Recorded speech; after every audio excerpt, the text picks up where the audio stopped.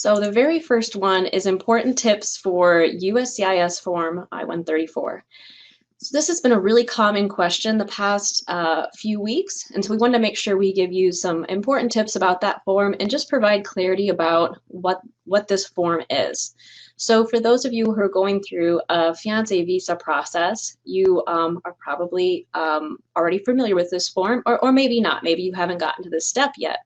But for those of you who aren't familiar, I'd like to give you a little bit of background about exactly what the I-34 form I-134 is,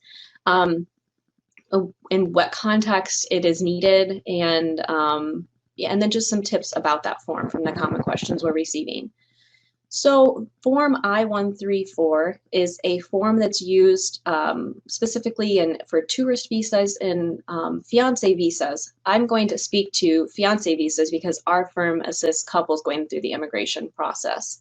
So form I-134 is the form that is used during the fiancé visa process right before the U.S. Embassy or consular interview.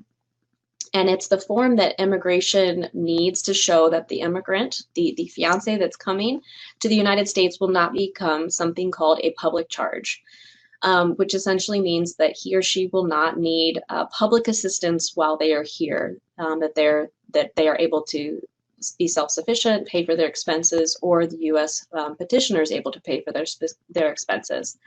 Especially because when you enter on your K-1 fiancé visa, there's a waiting period before you're able to work. And so immigration wants to see that you'll be able to support yourself. So that's what form I-134 is. There's another form later in the process called I-864, which is an affidavit of support. And so we jokingly like to call form I-134 a half-affidavit instead of an affidavit, because it's a smaller version of that I-864. And so the important tips for this form specifically are that this form is something that you prepare and would be taking to your U.S. Embassy or consular interview for a fiancé visa. And then also a lot of the questions we've been getting is specifically about, there's a part on the form that asks, will I provide, and that's for the U.S. petitioner, will I provide specific contributions or support for my fiancé? And I know there's a lot of conflicting information about whether or not you should answer that yes or no. And so really the answer is that it'll depend on your particular situation.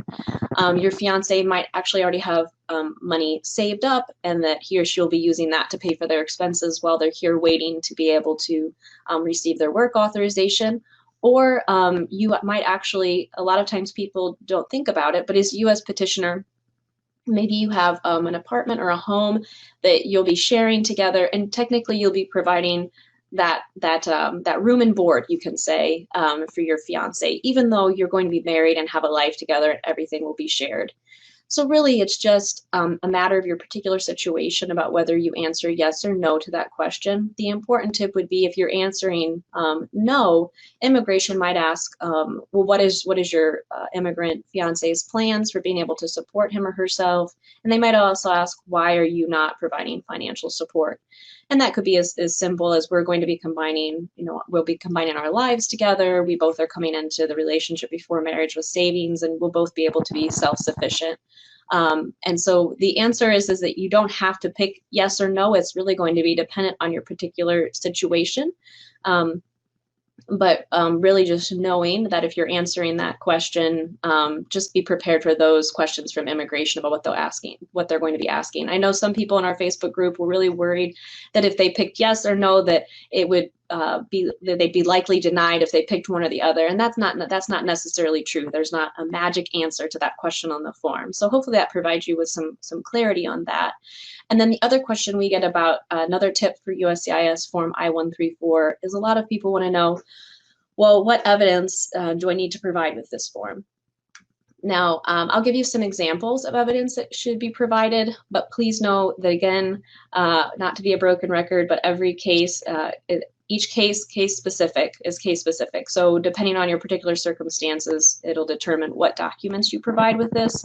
But in general, as a U.S. petitioner petitioning your fiance and filling out this form, you'll definitely want to provide your most recent taxes. If you're employed by another company and you get a W-2, you'll want that W-2 with your taxes, along with recent paycheck stubs and a letter from your employer just showing that you make enough and that you're able to support your fiance if he or she, when he or she arrives in the United States. So those are those main important tips for that form.